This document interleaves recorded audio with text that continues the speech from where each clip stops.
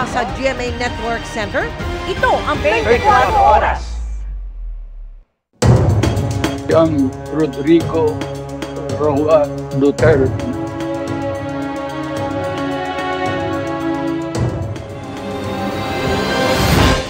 Magandang gabi po, Luzon, Visayas at Mindanao.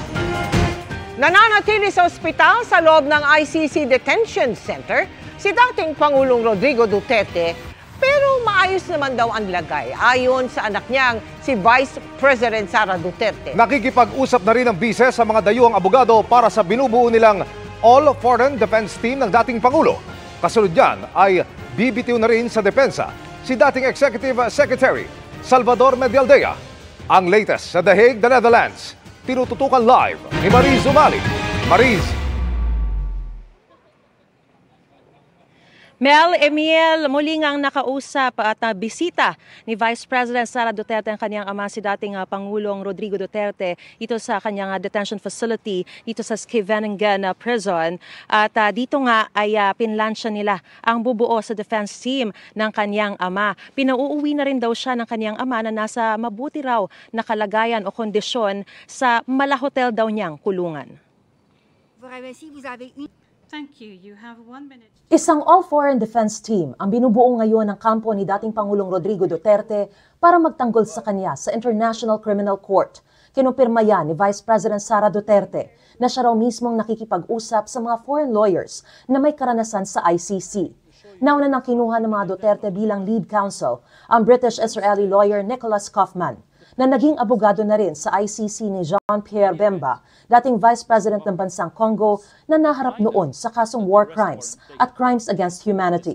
Meron pa akong mga kakausapin ng mga lawyers, no? Meron pang darating na isang abogado. I-interview ko siya para sumali sa team. Oras na maayos ang kanilang defense team, bibitiw na raw si dating Executive Secretary Salvador Medialdea na dinala sa ospital matapos sumama ang pakiramdam kahapon. And then once maayos na yung team for ICC, mag-withdraw si Attorney Medialdea kasi meron lang limited na mga slots for lawyers, and we want all the lawyers on board na merong ICC experience. Bukod kay Medialdea, hindi na rin bahagi ng defense team ang Vice Presidente na pinauuwi na raw ng kanyang ama.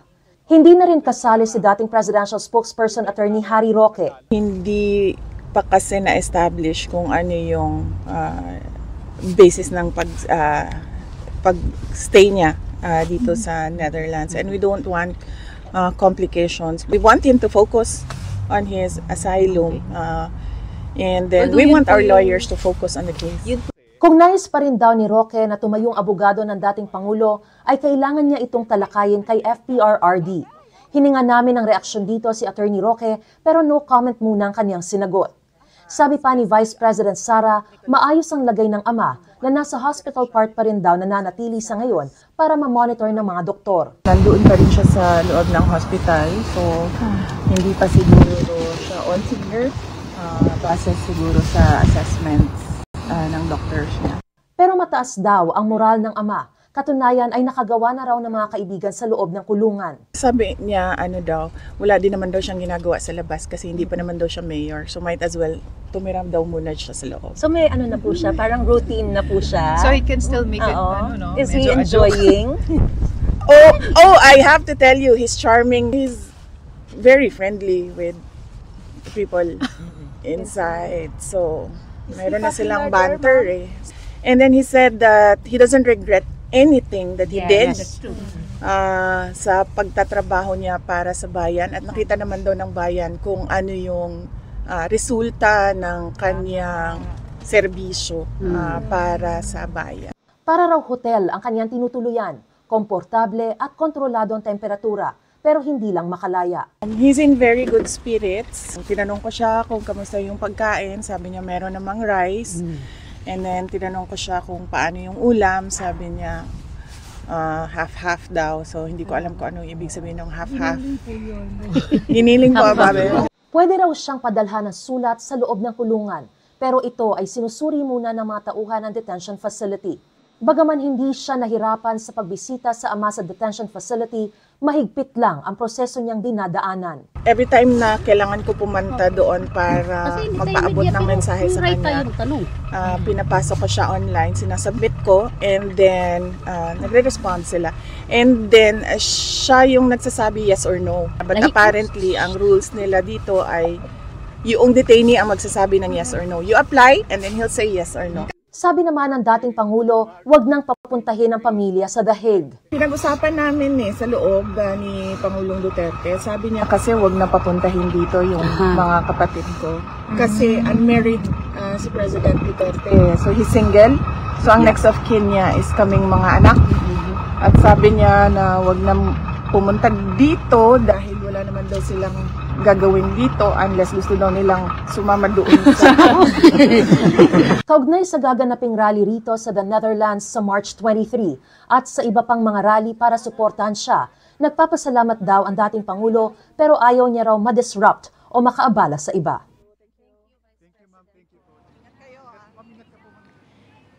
Emil, kaugnay naman sa latest na kalagayan o kondisyon ni dating Executive Secretary Salvador Medialdea na itinakbo kahapon sa ospital. Kanina lamang ay nakausap natin si Senador Robin Padilla.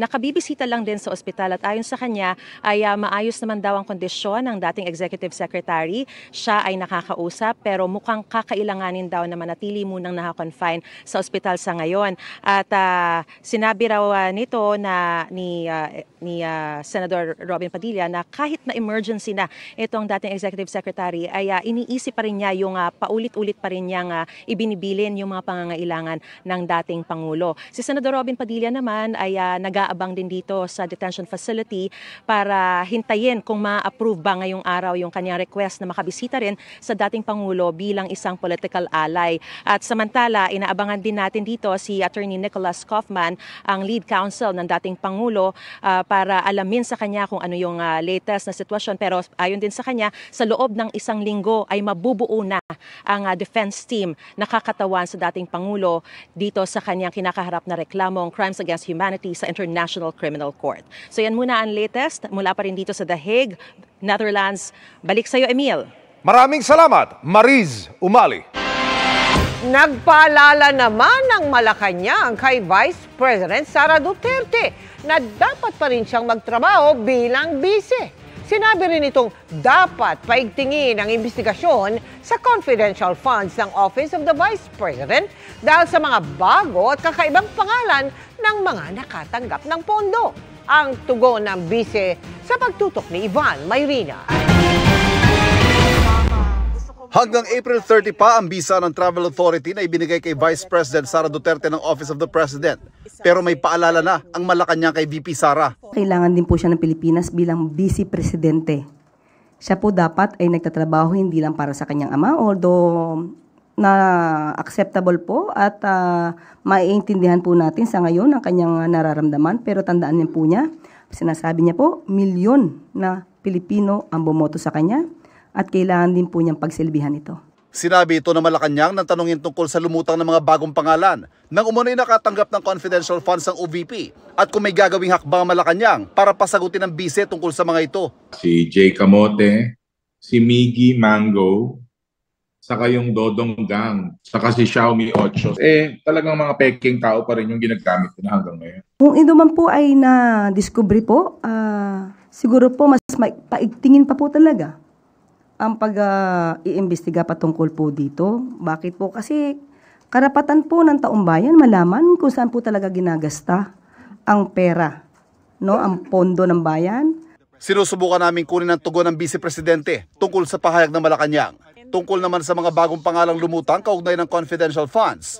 Sabi ni VP Sara, hindi ko masagot yan because as we speak, hindi namin alam how they handle the chain of evidence talaga eh. Hindi natin alam kung yan ba nga talaga yung sinagot ng Office of the Vice President at this point. Hindi na natin alam. Kagabi sa isang talakayan na ni-livestream sa social media, sinabi ng nakababatang kapatid ng bise na si Davao City Mayor Baste Duterte na pinag-iinitan sila ng Administrasyong Marcos. Lisod yun kaayo sa. Lisod kayo sa nga sitwasyon nga kanang gina-single out mo sa ka presidente. Di ba? Kanang kuan ba? Kanang targeted mi ba? Bugat kayo ang mga ang sitwasyon karon. Kung tungkol sa pag-aresto raw ang tinutukoy ni Mayor Baste, ayon sa palasyo, wala raw silang magagawa rito dahil ang dating Pangulo pa lang ang may warrant mula sa ICC. Magyang kakulangan ng investigasyon at hindi pagsasampa ng mga kaso kaugnay ng mga umano'y libu-libong extrajudicial killing na nagtulak sa ICC para ipagpatuloy ang kanilang investigasyon. Bunga rin daw ng kawalan ng aksyon ng nakaraang administrasyon. Walang sinisingle out dito. Ang nangyari dito, yung mga kasong dito na tungkol sa crimes against humanity, kagagawan din po ng kanyang ama na ibinibintang sa kanila. Patuloy na naninindigan ng palasyo na hindi nasaklaw ng kapangyarihan ng ICC ang Pilipinas mula nang kumalas ito noong 2019. Pero kinikilala naman ang jurisdiction nito sa mga kaso bago ang pagkalas. Hindi pa rin napag-uusapan ang muling pagsapi sa ICC. Para sa GMA Integrated News, Ivan Mayrina, nakatutok, 24 oras. Pinag-aaralan ni Senador Bato de la Rosa na magtago sakaling iparesto ng International Criminal Court. Tanong niya, kung wala nang makitang hustisya sa bansa, bakit daw siya susuko? Nakatutok si Mav Gonzalez. Sakaling ipaaresto ng International Criminal Court tulad ng nangyari kay dating Pangulong Rodrigo Duterte, posibleng magtago si Senador Bato de la Rosa.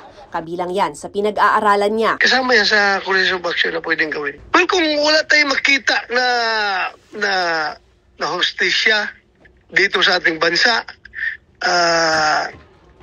bakit ka susuko? I will cross the bridge when I get there. Pero nilinaw ng dating PNP chief na hindi siya manlalaban. Paano mo labanan yung Philippine National Police? I know what's the power, what's the might of the Philippine National Police. Useless kung manlaban ka. Sa ngayon ay nasa Pilipinas pa umano si De La Rosa. Kinukonsidera niyang magpakandong sa gusali ng Senado para hindi masilbihan ng warrant of arrest. Lalo't sinabi ni Senate President Chis Escudero na papayagan ito habang sinasagad niya ang legal remedies. Lalabas naman aniya siya kung paalisin na sa Senado. Pasalamat ako sa ating Senate President na he is willing to protect me while I am still a senator of this republic.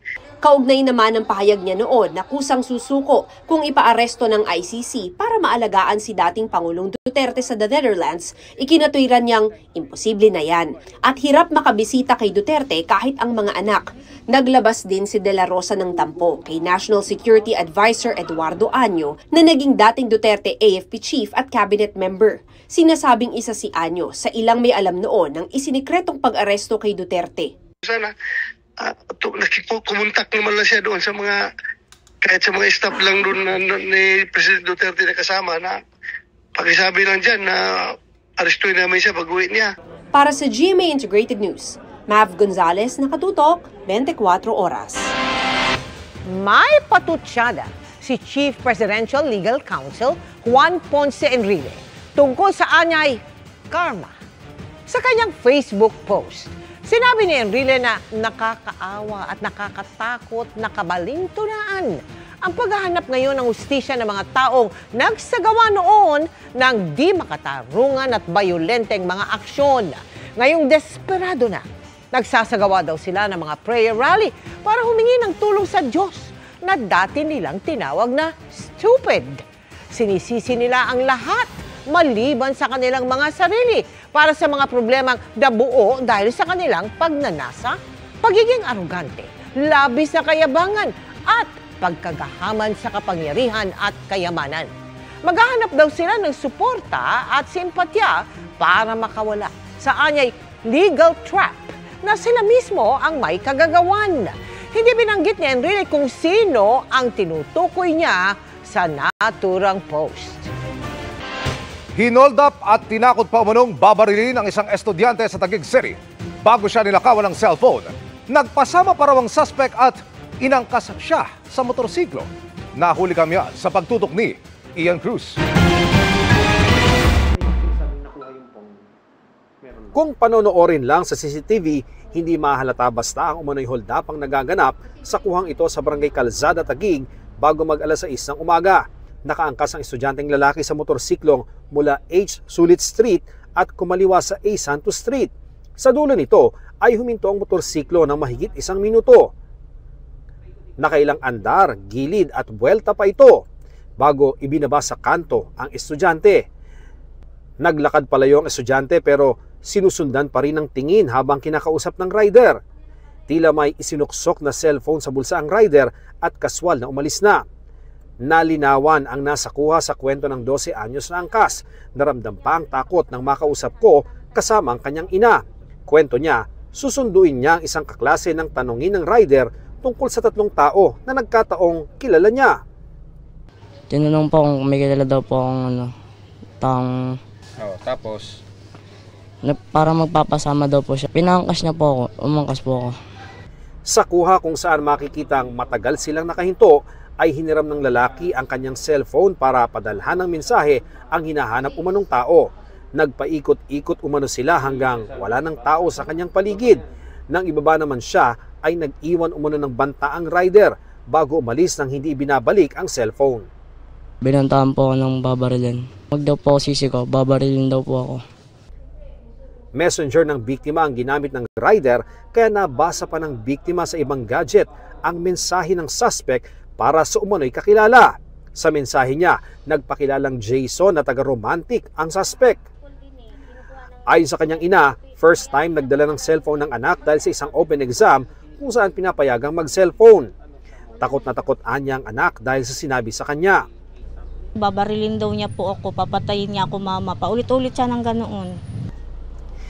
Nakipagtulungan ng mag-ina sa barangay Calzada para matunto ng suspect. Katulong ko po yung bawas i-refer namin sa CSWD para mabigyan ng ginagawang counseling. Opo. Sinamahan din ng barangay ang mag-ina para formal na makapagreklamo sa Taguig Police.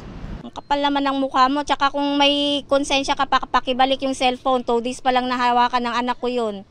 Kung sa bagay, kung hindi mo man yun ibalik, hindi mo rin magagamit yun dahil ipapablock namin mismo. Para sa GMA Integrated News, Ian Cruz nakatutok, 24 oras. Walang takas. Kahit nagtago rito sa Pilipinas, ang Amerikanong pugante na miyembro umano ng isang gang at kasabwat ng big-time na drug cartel. Nakatutok si John Consulta. Exclusive. Don't move. Pagdikit ng sasakyan ng mga ahente sa kanilang high-priority target, kumilos na ang arresting team ng Bureau of Immigration Fugitive Search Unit. You have your passport with you? No, I don't. Okay, just cooperate, okay? We're agents of Bureau of Immigration Fugitive Search Unit.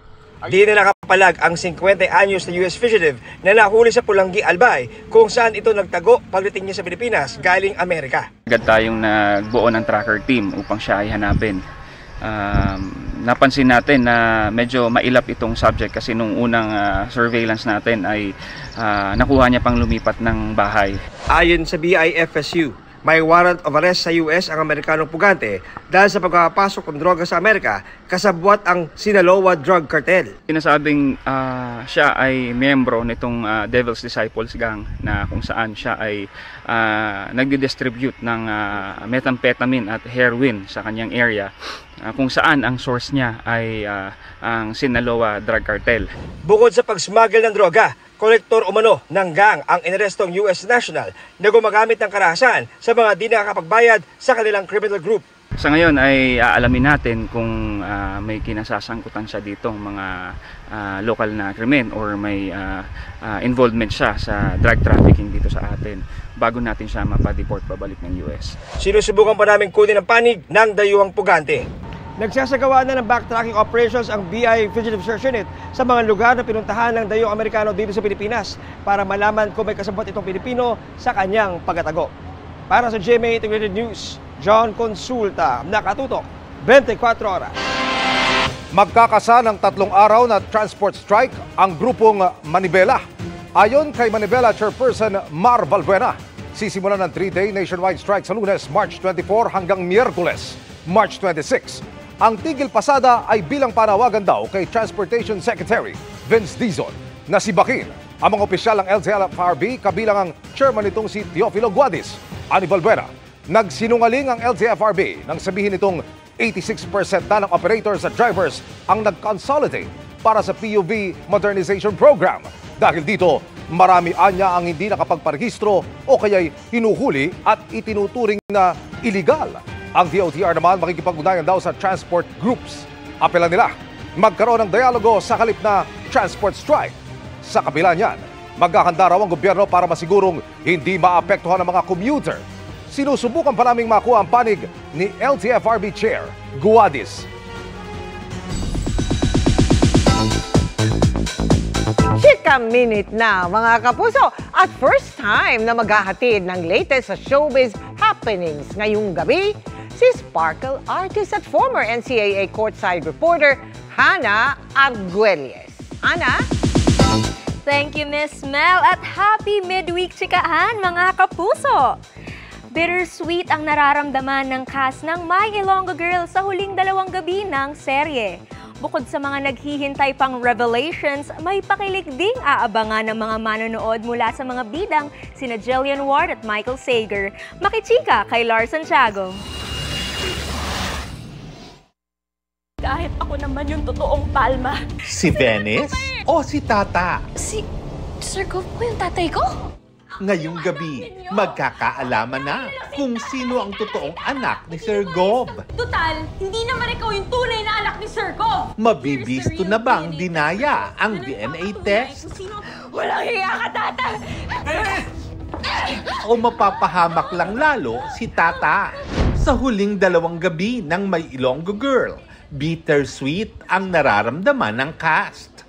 Ang mga bidang sina Jillian Ward at Michael Sager, marami raw mamimiss sa isa't isa, lalo't naging sobrang close sila habang ginagawa ang series. Kay Michael, yung pagiging sobrang caring niya, actually is very, very sweet. Super gentleman po siya, ayan. Again, every morning, he would get me my favorite drink, may gusto akong food. Kahit pagbaba ko ng stairs, nakaalalay siya. Yung mga ganun pong mga bagay. So, sobrang na-appreciate ko yun. Ako naman siguro miss ko ang alagaan ka and being with you kasi iba yung energy na binibigay mo sa akin and siguro being in this type of environment, this working setting, masaya ako and masaya talaga ako nakapartner kita. Mamimiss ko yung kakulitan natin and of course, yung mga moments ko on set na very fun lang. At hindi siyempre matatapos ang kilig ng mga manonood dahil sa huling gabi. May pakilig pa rin sina Tata at Frances. So nakakatuwa po na na-experience ko siya. And ayun, habang tinitape namin yung eksena yun, tawa lang talaga kami ng tawa. So unforgettable siya for me. Iba pala yung feeling nun, siguro kahit hindi totoo. I mean, yung nararamdaman was something very special and I wanted to show it in this eksena. And kami ni Jill, we're both very young, kaya na-experience namin yun was fun. Hindi mapapanood ni Michael ang pagtatapos ng My Ilonggo Girl dahil nasa loob siya ng bahay ni Kuya. Kaya naman nagbigay na ng mensahe para sa kanya si Jill. I pray na maging smooth lahat sa loob ng bahay ni Kuya. I think dun sa house ni Kuya makikita po ng mga tao din kung gaano rin talaga ka-genuine si Michael and that he's actually really nice. At para sa mga manonood na natutuhan ng mahalin sina Tata, Francis at ang mga karakter sa My Ilonggo Girl, huwag malungkot dahil may sorpresa sa inyo ang GMA. Maglalabas ng director's cut ang serye online. Lars Santiago, updated sa showbiz happening.